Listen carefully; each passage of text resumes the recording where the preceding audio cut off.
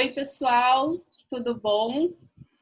Vamos começar então mais um bate-papo aqui para o canal do YouTube do Programa de Pós-Graduação em Diversidade Cultural e Inclusão Social da Fevale. Hoje estamos aqui eu, a professora Lisiane e a nossa convidada Isabela. Muito legal te ter aqui, Isabela. A gente agradece muito a tua disponibilidade de conversar com a gente hoje. Vai ser muito bacana te ouvir. E vou deixar tu te apresentar. Não sei se a Lise quer falar alguma coisa antes. Eu queria dizer que assim é uma super honra te ter aqui conosco, Isabela. Nós tivemos assim uma história assim muito bacana, né? Que tu foste orientanda, né, do mestrado, minha orientanda. Então foi uma satisfação te acompanhar, né? E chegar a um trabalho tão bonito que tu fizeste, né? E é um prazer poder te rever. Pena que nessas condições, né? Mas que bom que a gente tem ainda a tecnologia para poder se aproximar de alguma forma, né? Então é um prazer te ter aqui com a gente. Ai, que delícia, Lise. Obrigada, Camila. Uma honra. Obrigada pelo convite. Que generosidade. Muito bom estar aqui. Eu sou Isabela Cruz, eu sou psicóloga, então somos colegas aí de formação também.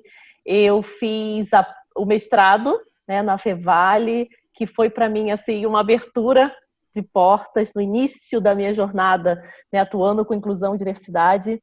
Eu fiz depois também, em paralelo, na verdade, uma insanidade, né, dessas que a gente gosta, o curso de tradução, interpretação e língua de sinais. Né? Na época eu tinha um foco muito grande na inclusão de pessoas surdas, na cultura surda, na comunidade surda. Então foi uma experiência incrível, muito aprendizado, muito aprendizado.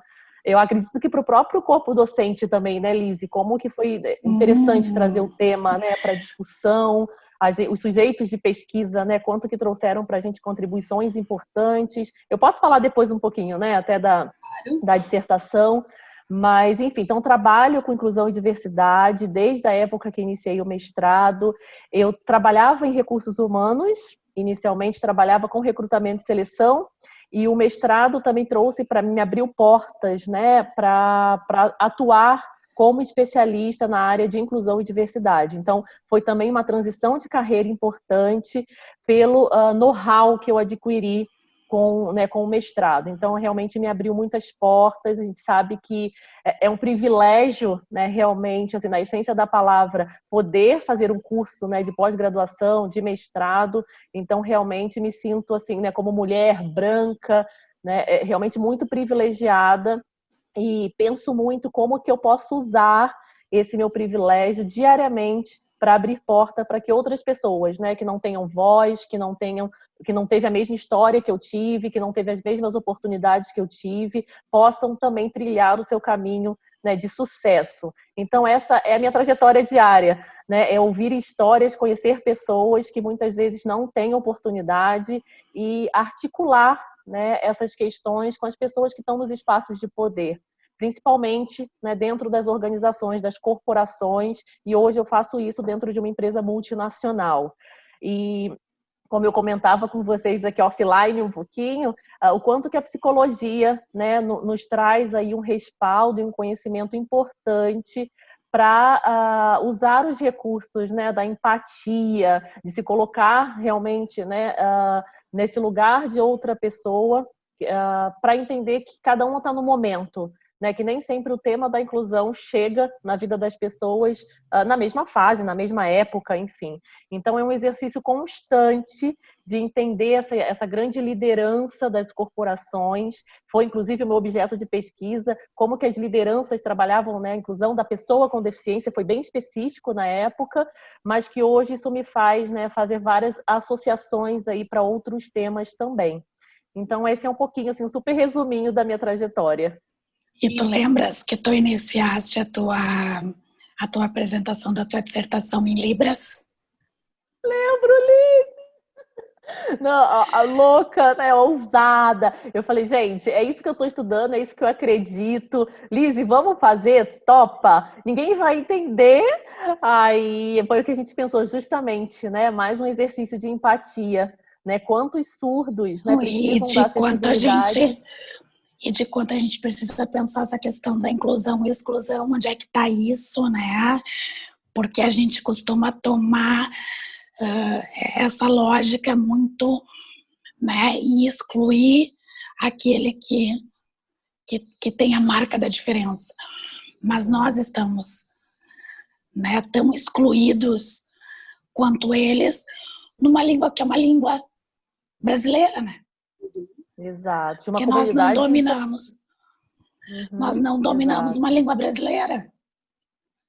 Exato. E essa é uma discussão constante também nas organizações, principalmente nas multinacionais, que o requisito é falar inglês, né? Ou seja, você precisa falar uma língua estrangeira para trabalhar lá. E muitas vezes a inclusão do surdo, ela é cerceada justamente por essa questão da limitação da comunicação do ouvinte, né? O ouvinte se desespera, acha que não é possível incluir o surdo porque o ouvinte não sabe aquela língua, né? Enquanto que o surdo que vive nessa cultura e nessa sociedade extremamente preconceituosa, está muito habituado, né, a acessar a cultura do ouvinte, né? Então, como que a gente vai instigando, né, os ouvintes a pensar, uau, né, como é que é estar neste lugar em que eu estou excluído, né, em que eu não estou entendendo, né? Então, a gente tinha uma banca de doutoras, né, simplesmente não entendendo o que estava acontecendo, né? A comunicação não funcionou porque eu estava excluída desse processo, né? Então, são formas aí de instigar mesmo, né, Liz? Boa lembrança. Que gostoso lembrar disso. Foi uma intervenção, né? Porque impactou todo mundo, na verdade, né? Eu acho que são essas pequenas intervenções que fazem diferença, né? Com certeza. Exato. E eu posso dizer que, assim, eu acredito que eu seja uma das poucas profissionais que trabalhem com inclusão e diversidade que, de fato, né, tem influência na língua, tem influência no idioma. Porque a gente sempre vê as pessoas, eu adoraria aprender Libras, tá? Mas ninguém realmente faz esse movimento, né, de buscar esse conhecimento, né? E isso vem desde a escola, né, Isabela? Porque, assim, isso que tu falaste na escola, a segunda língua é o inglês. Né? Por que não trabalhar a segunda língua brasileira? Né? Exato. E os surdos acabam indo para uma escola específica, né? Uma escola especial, porque se os surdos estivessem incluídos com equidade de oportunidade, né, a Libras seria inclusive natural, né? Seria natural que as crianças já crescessem, né, com essa ideia de um segundo idioma em Libras, né? Acho que é um bom ponto de reflexão também, Lizzy. E muito legal essa história. E Isa, tu quer falar um pouquinho para nós da tua pesquisa? O que foi a tua pesquisa? Para quem não Claro. sabe. Claro, com certeza. Foi, acho que um mergulho muito bacana, assim, muito conhecimento. Hoje parece que já é até um pouco mais óbvio, né? A gente entender um pouco do porquê que os líderes têm tantas resistências para contratar pessoas com deficiência. Mas na época, para mim, foi muito importante pesquisar esse tema, porque eu era da área de recrutamento, eu recebi essa missão de contratar pessoas com deficiência na empresa que eu trabalhava naquela época, e para mim foi um estalo automático. Opa, né? Precisamos contratar pessoas com deficiência, vamos achar os profissionais, colocar no processo seletivo, a gerência vai entrevistar, tudo certo, né? Só que então me deparo com essa grande barreira, né, com esse grande muro, né, e independente da qualificação desse profissional, no momento em que citava-se, né, que era um profissional com deficiência, existia-se uma negativa desse gestor, dessa pessoa que ia entrevistar, não, né, opa, né, independente do currículo, até porque quando eu comecei esse processo, eu trabalhava para uma empresa de tecnologia, onde os perfis eram muito complexos, então você precisava procurar pessoas com competências muito específicas, e ainda assim, essas pessoas com deficiência, com as competências específicas, tinha-se essa negativa, né, o currículo pouco era olhado, a competência, a formação, enfim, o foco era, nossa, tem uma deficiência, então não vou entrevistar. Então aquilo realmente me mobilizou demais, né? Eu falei, não, preciso investigar esse tema, né? O que está no cerne dessa negativa? Por que não contrata as pessoas, né? E aí eu fui pesquisar, né? E mergulhei nesse mundo investigativo para entender, ouvindo, né? Desenvolvendo uma escuta muito ativa da liderança, para entender quais eram os motivadores, né? Quais eram os principais bloqueios e barreiras para que os gestores olhassem para esses candidatos pela sua competência, assim como é um processo seletivo, né? Eu não pergunto o que a pessoa não faz, o que a pessoa não sabe, o que a pessoa... Eu pergunto o que ela sabe, o que ela tem de melhor, o que ela pode entregar, né? Qual o resultado, quais foram as experiências. E foi muito aprendizado mesmo, né? O diagnóstico final nos revelou realmente um modelo mental, né? Muito preconceituoso, né, que hoje, né, já é muito mais... Na época não se falava, né, sobre o viés inconsciente ou o viés cognitivo, a gente nem chegou a citar esse tema na pesquisa, porque foi um boom, né, nos últimos, muito recente, esse boom do viés cognitivo, e está lá presente, né, na verdade muito o medo, principalmente, né, dessa liderança, que como a Lizy falou, não conviveu desde criança com a diversidade, então eu não reconheço essa diferença como algo confortável, né? Me dá medo, me torna vulnerável, eu não sei como lidar com isso, então é melhor eu me afastar dessa situação e dizer que não vou recrutar porque acaba sendo uma fonte de problema, né? Porque no fundo atua, né, no mais íntimo, né, do ser humano, que é o medo, né, a exposição. Eu não sei lidar. Então, como que um gerente, né, vai dizer, bom, não vou contratar porque eu não sei lidar com isso, né? No mundo em que o tempo todo diz que eu tenho que saber, que eu tenho que dar conta, que eu tenho, né? E eu num papel de liderança, como que eu vou dizer que eu não sei, né? Que eu não conheço? Eu não sou competente para lidar com essa questão. Né? É. Então, trouxe muito, deflagrou muito para a gente essa questão, né, do medo do desconhecido, mas também, né, não só o medo do desconhecido, mas, na verdade, toda uma formação estrutural do que é esse sujeito com deficiência. Né? Porque quando eu penso, né, a gente fez um capítulo específico sobre isso, que foi navegar mesmo na história da pessoa com deficiência, né, de entender como é que era vista a pessoa com deficiência, desde a questão religiosa até a questão totalmente, né, de exclusão, até uma questão de que agora eles estão na sociedade, o que eu faço?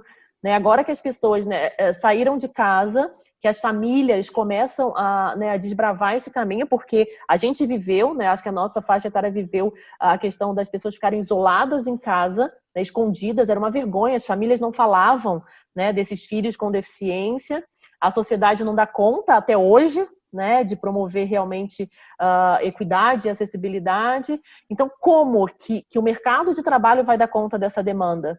Né, como que um líder, né, que está numa posição que precisa entregar resultado, que precisa atingir meta, né, que precisa resolver problema constantemente, olha para um sujeito que na cabeça dele significa não dá, não pode, não tem competência, não entrega, não resolve, então não produz, né? Então esse choque. Então para a gente ficou muito claro, né, esse modelo mental, né?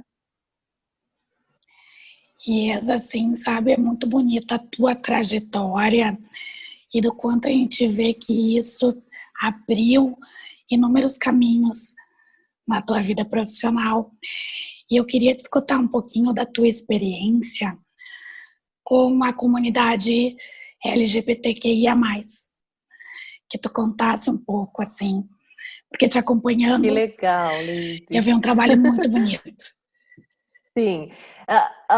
Na verdade, toda essa experiência, né, com a questão da pessoa com deficiência, desde o início, eu tinha certeza, né, que eu precisava entender um pouco da realidade das pessoas, que eu não tive oportunidade na minha formação, né? Eu não estudei com pessoas com deficiência, eu não convivi com pessoas com deficiência. Então, no momento em que eu me abri para esse tema, eu fui conviver com as pessoas com deficiência, né? Eu fui para a comunidade surda, eu fui para, né, ONGs de pessoas com deficiência visual, eu fui conviver, eu não tinha amigos com deficiência, né? E essa experiência foi muito importante para que eu fizesse esse mesmo movimento com a questão das pessoas LGBTQIA+. No momento em que o tema... E foi um choque muito grande, porque esse tema, quando entrou na agenda, assim, da minha agenda, chegou pela questão T, né? Chegou pela questão trans. E, de novo, foi um choque para mim, porque eu falei, gente, né, onde é que eu tô? Eu nunca ouvi falar de pessoas trans, né? como é que a gente vive em bolhas, como é que a gente vive na bolha do nosso privilégio, a gente não tem noção. O que a gente sabe é muito pouco, né? As vivências que a gente conhece são muito poucas. Então foi esse mesmo movimento. Eu fui me envolver, né? Eu fui conhecer as pessoas trans em ONGs, né? Onde elas estavam. Eu fui me aproximar das pessoas trans para entender né, os sujeitos, o seu lugar de fala, né? Eu não poderia estar falando, assim como eu não posso, né? Eu não sou uma mulher trans, eu não posso falar pelas mulheres trans, pelos homens trans, enfim. Então, ouvir essas vivências. E como isso é rico, né, Liz? E como tira a gente mesmo desse lugar de autoridade, do sujeito que sabe muito, que conhece tudo. E, óbvio, né, para a gente criar empatia, a gente muitas vezes precisa ter passado pela situação. Óbvio que dá medo, né, você se aproximar de pessoas que têm uma história, né, de marginalização, de exclusão, né, de sofrimento, né? Como que eu me aproximo dessas pessoas? Sim, Né? Como de você uma também vida, vai criando espaço. uma vida clandestina, né? Porque é como se eles não pudessem circular, né, pelos mesmos caminhos que a gente circula, né? Então, poder Na verdade, entrar. eu acho que não é nem Exato. Eu acho que não é nem um se não pode, é não pode, porque, de novo, eu olho para a minha vivência e eu fico pensando onde que estavam essas pessoas que eu não convivi, que eu não conhecia, essas histórias que eu não tive a oportunidade, né? E aí, de novo, eu trago medo para o centro de tudo isso e, junto com o medo, a vergonha, né? A vergonha de, muitas vezes, ter sido opressora nesse processo, né? De no meu desconhecer, eu reforçar, né? Piadas, brincadeiras. Então, óbvio, eu que trabalho com isso hoje não sou uma pessoa isenta disso, né? Eu cresci numa formação de uma sociedade preconceituosa. E você olha para aqueles sujeitos e você lembra, né, de piadas, de brincadeiras e de falas que você fica, meu Deus, né?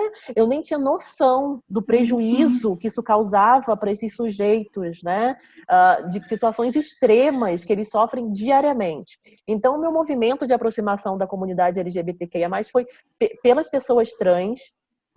E aí, obviamente, me abriu muitas oportunidades de aprendizado, né? Então, assim, eu sou muito grata, assim, pela vida, né? De ter me colocado realmente pessoas muito generosas nesse sentido, de que entenderam que eu era genuíno, assim, o meu interesse em conhecer mais a realidade das pessoas, de entender mais. E eu sou muito feliz, assim, de hoje ter no círculo pessoal, né, pessoas muito diversas, né, e como elas me ensinam diariamente, né, o quanto que eu faço esse exercício do não sei e o quanto que eu trabalho muito isso com as lideranças, né, que querem contratar pessoas diversas, enfim. Gente, a gente precisa se colocar nesse lugar do não sei, né, e parar de ficar replicando, né, informações que só geram mais preconceitos.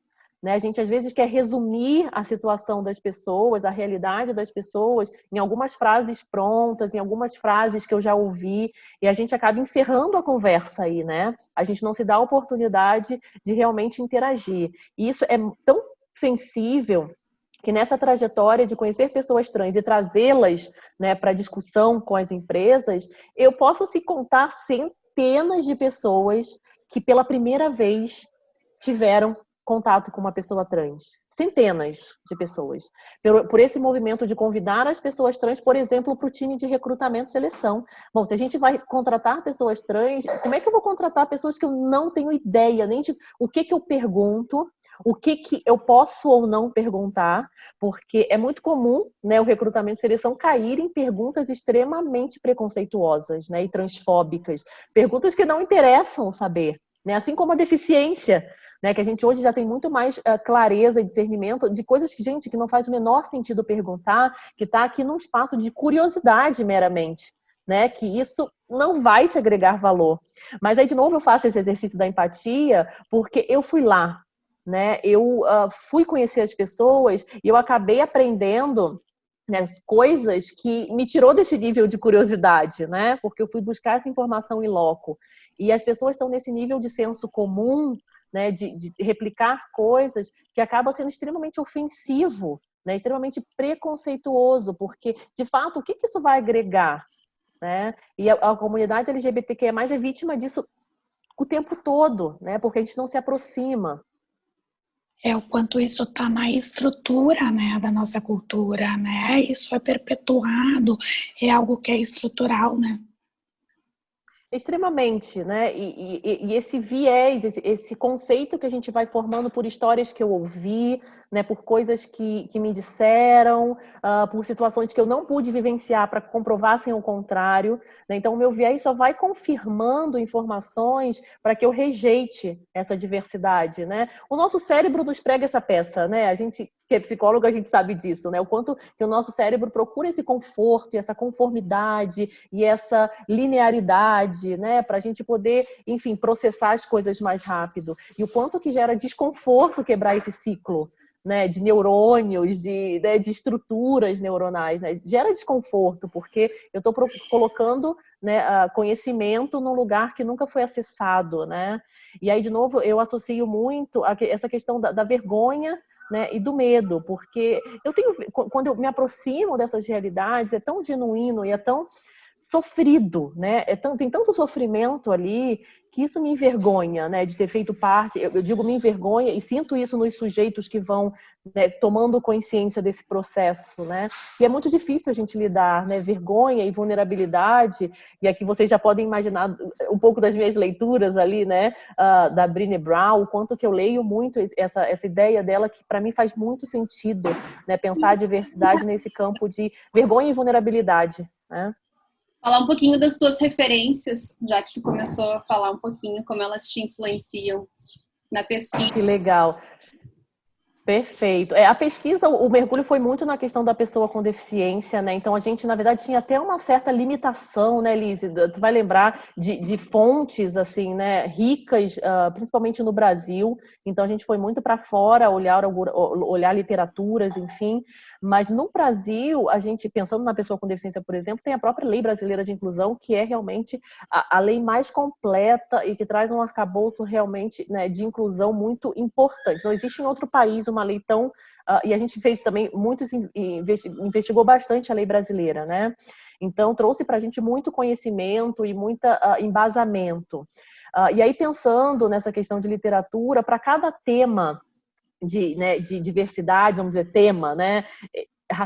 Racial, gênero, vão ter vários autores aí importantes pensando nesses assuntos, né? Então, por exemplo, para a questão racial, a Angela Davis, a própria Djamila aqui no Brasil, que é um ícone, que trata muito esse tema. Mas aí, pensando em a questão, né, da pessoa com deficiência, a gente trabalhou muito a Maria Gugel aqui no Brasil, mas muito com uma perspectiva da pedagogia, né, para a escola, que a gente acabou fazendo alguns recortes importantes para a questão empresarial.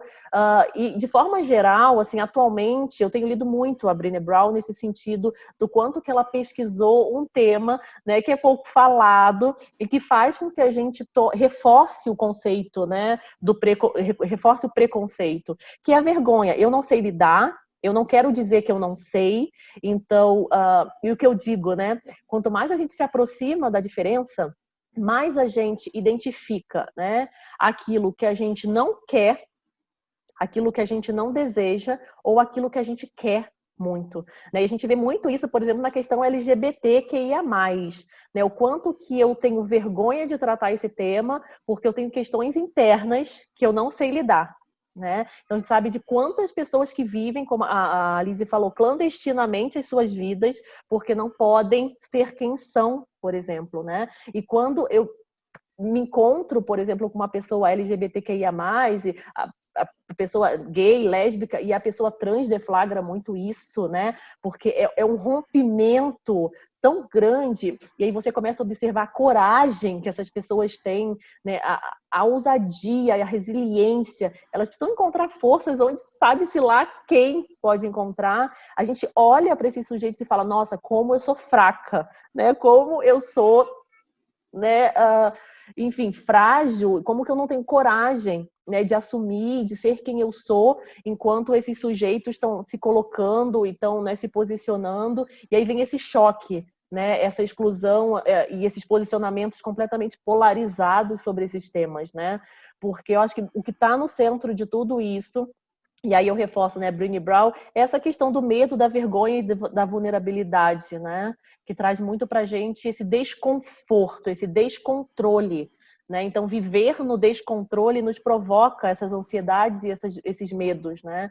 Eu prefiro viver nessa zona onde eu posso manejar, né? E o que foge do controle me deixa realmente muito perdido, né? E, enfim, e a diversidade é isso, né? A diversidade é um não ter controle, né? Quando eu saio da homogeneidade e parto para essa heterogeneidade, muitas possibilidades, como é que eu controlo?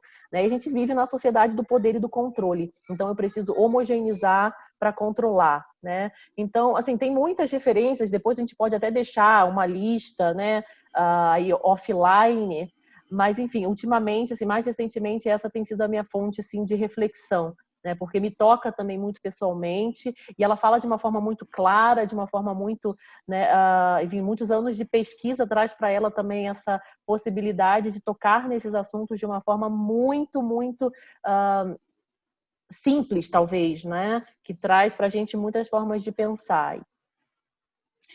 E eu acho que tu tá falando de uma luta, né? Uma luta que para nós aqui estamos 3 mulheres que fazemos ciência, trabalhamos, né? Mas estamos fazendo isso porque alguém lutou pela gente. Porque teve um grupo de mulheres que lutou pela gente. Então é essa luta que esse grupo, que essa comunidade hoje tá precisando, né? Que é algo que tu falas assim, eles têm uma coragem. É preciso coragem. Porque a gente vive numa cultura heteronormativa, né? Então, assim, é preciso coragem para furar essas barreiras, né? Não é fácil. Com certeza. Não é mesmo, né? E eu acho que é isso. E o quanto que a minha coragem, né, traz para o outro esse desespero, né? Porque eu não pude também ser, né, livre, né? Porque eu acho que é isso, é a liberdade de ser quem é, né? De ser respeitado por quem você é, de ter realmente a sua diferença, trazendo valor, né? Porque é isso que é a riqueza, né, da sociedade, de onde cada um veio, o jeito de que cada um se construiu, como que tudo isso se junta, né, realmente para criar um novo, né? E é isso, as empresas falam em inovação e a gente não está olhando para esse achatamento dos profissionais que formam os times, né? Como é que eu vou inovar se está todo mundo pensando igual? Ideias que são diversas, que vêm, obviamente, de histórias de pessoas que, né, traçaram outras trajetórias, não são ouvidas, né? E é isso, às vezes eu me questiono e, obviamente, ratifico muito o que tu disse, né, Lizy? Porque se a gente está aqui hoje, com certeza, muitas mulheres abriram a porta, né? E eu me sinto muito na dívida, sempre penso nisso, né? O que eu posso fazer hoje, né, para que outras mulheres também tenham oportunidade, para que outras pessoas de grupos minorizados tenham oportunidade, porque é mágico, assim, quando, né, uma pessoa que está sofrendo opressão tem uma oportunidade, o quanto que essa pessoa prospera, né, o quanto que essa pessoa brilha, né, o quanto que essa pessoa traz, e pensando no mundo corporativo, resultado, né, e a gente fala aqui que estamos em 3 mulheres, mas em 3 mulheres brancas, né, a gente nunca pode esquecer, né, as opressões que as mulheres pretas passam, a opressão que as mulheres com deficiência passam, que são realidades, Liz, que se a gente não se aproxima, a gente não tem a menor noção. É isso que eu falava um pouco desse discurso raso, né? Somos todos iguais, né? Somos todos iguais, tem oportunidade para todo mundo. E aí você resume o assunto, essa discussão que é extremamente ampla, né? É uma questão que não vai avançar, né? Então, eu acho que isso é muito rico que você traz. A gente tem que honrar a nossa ancestralidade, né? Quem teve a ousadia realmente de quebrar as barreiras, né? E aí, enfim, muitas mulheres, né, muito poderosas que ousaram, né, discordar, enfim, que queimaram na fogueira, né, inclusive por causa disso, né, que queimaram pelo conhecimento, né, porque o conhecimento é isso, o conhecimento nos coloca no lugar realmente de privilégio, e a gente precisa fazer um bom uso dos nossos privilégios, né? E o meu foco é esse, olhar para os grupos e não precisa muito, né? O que eu faço se torna muito fácil no momento em que você olha para as pessoas que não precisam de empurrão, elas não precisam ser empurradas, elas precisam que uma porta seja aberta, né? Porque a competência as pessoas têm, né? O intelecto as pessoas têm, Sim, a potência, ousadia, né? a coragem a potência as pessoas têm. Então, muitas vezes é a porta fechada mesmo, né? Pelo preconceito, não tem outra palavra, né? E a gente vai reduzindo essa conversa. Eu não sou preconceituoso, né? Eu até tenho, vocês conhecem essa frase. Eu não sou preconceituoso, quem é o outro, né? Então, e a gente estudando, a gente sabe que cognitivamente é impossível não ter preconceito, né? E aí, de novo, a gente faz uso da coragem para assumir que tem muitos preconceitos, né? Para tentar mudar essa jornada, né, Lise? Olha só, isso que tu falaste, eu lembrei de uma frase que eu estava pegando do Boaventura de Souza Santos. Ele diz assim: lutar pela igualdade sempre que as diferenças nos discriminem. Lutar pelas diferenças sempre que a igualdade nos descaracterize. Então, acho que é bem isso, assim, né? O quanto a gente vai... É uma sociedade que tenta apagar essa pluralidade, né? Exato.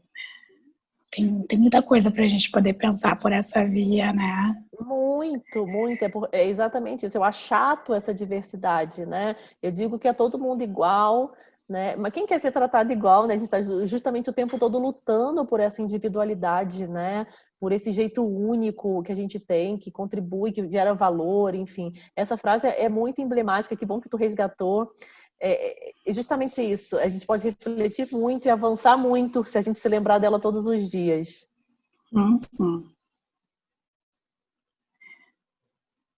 Camila.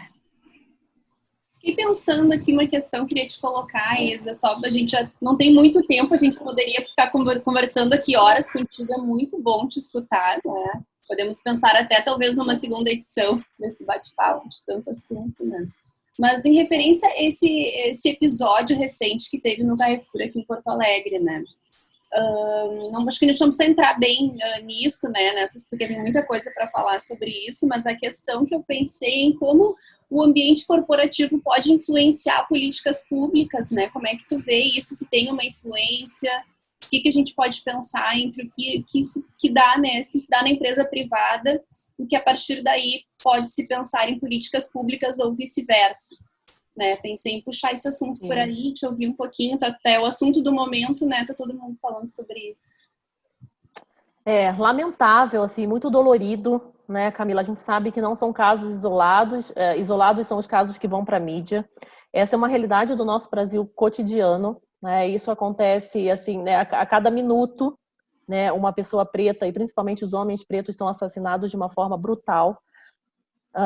Temos muito a refletir sobre isso, né? Sobre esse racismo estrutural, sobre a negação do racismo no Brasil, né? Essa ideia de sociedade, né? Igualitária, né? Nossa, agora me fugiu o termo específico para falar essa questão racial enfim, eu vou me lembrar. Temos muito a discutir. A questão é que a gente não quer tocar nessa ferida, né? E de novo a gente volta na questão, a gente reduz o tema para legitimar o meu não compromisso com esse assunto, né? Não existe racismo, a gente tem aí grandes autoridades, né, que reforçam esse tema. Então é lamentável e a gente vê, né, situações que doem. Eu vi uma colega que colocou: meu Deus, tenho um filho preto, né? Estou desesperada. Meu Deus, né, meu filho. E as mulheres, né, se desesperam porque sabem que os seus filhos negros vivem nessa sociedade, né? Então, quanta dor a gente tem instalada aí, né? Quanto que a gente tem que caminhar para reverter essa situação. Então, sim, com certeza as empresas têm muito a contribuir, né? Não dá para esperar que somente, né, a sociedade se resolva por si só. Isso não vai acontecer. Então, as empresas que têm esse poder, né, que têm realmente dinheiro, que pode investir nessa educação, influenciar as políticas públicas, precisam, e não só precisam, a gente, nesse momento, tem visto um chamamento importante para as empresas se posicionar, e a gente sabe que as empresas que vão sobreviver nessa sociedade que não tolera mais essa situação, que não resiste mais à situação, são as empresas que começarem a se movimentar nesse sentido, né? As empresas precisam refletir a sociedade na qual ela está inserida, né? Não faz sentido uma sociedade com 56% de pessoas pretas, né, não refletirem esses números nas empresas, porque justamente pessoas pretas, né, se elas não estão trabalhando, se elas não estão empregadas, a gente olha, por exemplo, para o cárcere, né, onde eu acredito, eu posso errar um pouco nos números, mas acredito que 74%, né, das pessoas em situação de isolamento presas são negras, homens negros. Então, o que a gente está fazendo com a nossa sociedade que legitima, né, ainda, né, esse tipo de conduta? Então, as empresas precisam mais do que nunca se posicionar, elas têm que se posicionar, elas precisam pensar a discussão das cotas raciais, não somente, mas a questão de ações afirmativas, né? Óbvio, as cotas é uma ação afirmativa, as empresas têm muito medo de discutir esse assunto, os executivos têm muito medo porque é isso, eles trazem um conceito e um preconceito da cota. Então, como que realmente a gente usa aí de saberes, né? Como eu falei, por exemplo, a própria Djamila, o Silvio Almeida, pessoas importantes nessa luta, né? Do combate ao racismo, ouvir essas falas de pessoas que estudam o tema e criar realmente ações afirmativas. Então, hoje, por exemplo, na empresa que eu trabalho, a gente tem em torno de 46% de pessoas pretas que se autodeclaram, mas quando a gente sobe para o nível de liderança, as pessoas somem. Né? E aí a gente volta para aquele velho discurso, mas é a meritocracia, não chegaram porque não quiseram, não estão lá porque não se esforçaram. E a gente volta para a velha reflexão das oportunidades, né? As pessoas não têm oportunidades iguais, as pessoas não partem da mesma zona. Por que estamos aqui entre 3 mulheres brancas? Né? Se tem tantas mulheres pretas competentes, qualificadas, elas não estão aqui porque elas não querem. Né, simplesmente, elas não estão aqui porque não tiveram a oportunidade que a gente teve. Então, é mais do que urgente que as empresas se coloquem e que inspirem, né, que instiguem realmente políticas públicas que são ainda insuficientes. Né? O Brasil acaba que vive nesse backlash. Não só o Brasil, todas as sociedades, quando falam em inclusão, né, em direitos humanos, vive essas ondas de avanços e retrocessos, né? Então já temos uma caminhada, mas os dados e os fatos nos mostram que ainda é muito insuficiente, né? E é urgente que as empresas se posicionem, né? Não só se posicionem, mas criem metas específicas para que esse avanço aconteça. Então, nesse momento em que inclusão e diversidade, né, invade as organizações e que a sociedade cobra um posicionamento das organizações para isso, é urgente que esses números comecem a mudar, que esse cenário, né, de equidade nas empresas comecem a mudar, que as mulheres ascendam, que as pessoas pretas, né, estejam em todas as posições. A gente, por exemplo, é uma empresa de saúde e quando a gente olha para o nosso core, né, para os principais, né, cargos que são médicos, a gente vê uma branquitude. Né? Por que os pretos não são médicos? São, óbvio, a gente tem muitos médicos negros, a gente tem feito parcerias, né, com grupos de profissionais negros da medicina, mas por que não é fácil, né, chegar lá? Por que os pretos não se formam em medicina no mesmo número que os brancos? Porque tem muita questão para ser discutida nesse processo e as empresas precisam se posicionar e precisam ajudar a mudar esse cenário com certeza, Camila. Nossa, Isa, tu é uma inspiração, que coisa boa poder te escutar. Demais. Obrigada. Que potentes são as tuas palavras, né? Nossa, muito importante. Liz, imagina. É uma vivência, né, que a gente tem que conseguir extrair aprendizado disso também para a vida, né? E até recentemente eu escrevi uma carta aberta para o meu bebê, né, no LinkedIn, publiquei, né, fazendo justamente essa reflexão da vergonha, do medo, do meu não olhar para isso, né? Eu não olhar para essas questões não significa que elas não existem. E é isso que a gente tem feito enquanto sociedade, né? Arrastando para baixo do tapete essas situações, né? Então, se eu não vejo, se eu não dou nome para os problemas, é como se eles não existissem. E a gente vive negando, né? E sufocando, né? E eu acho que até sufocando é a palavra, né? Para a gente pensar isso, visto aí, né? Não consigo respirar, né? Me ajude. Então, essas últimas, né, frases que a gente tem visto, para botar, né, o tema para baixo do tapete para não enxergar. E como que eu me posiciono nisso? Então, eu deixei essa carta escrita para ele, né, para que ele sempre possa refletir e eu também me lembrar qual é o meu papel enquanto cidadã, né, para criar não simplesmente colocar um filho no mundo, né? Mas que ele realmente seja mais uma peça, né? Para mover essa estrutura, né? Para ajudar a transformar. Então, ele como homem branco, ele já nasceu privilegiado, né? Ele nasceu homem e nasceu branco, né? Então, ele já tem muitos privilégios, só por isso.